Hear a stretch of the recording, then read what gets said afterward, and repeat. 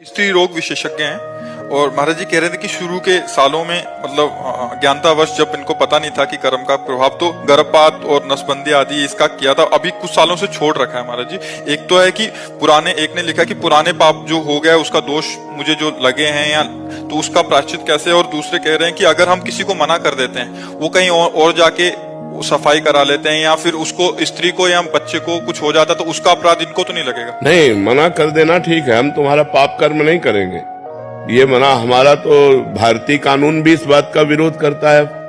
भारतीय कानून भी इस बात का विरोध करता है कि आप गर्भस्थ शिशु की हत्या ना करें। क्यों?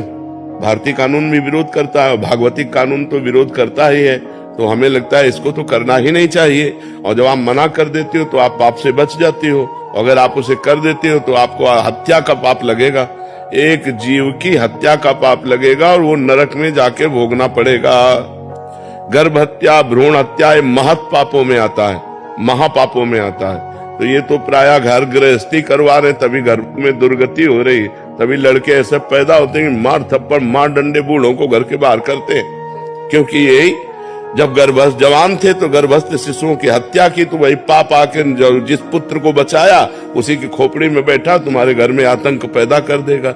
इसलिए बहुत सौम्य शांत भाव से अभी जो पाप हो चुके हैं उनका प्रायश्चित कर लो।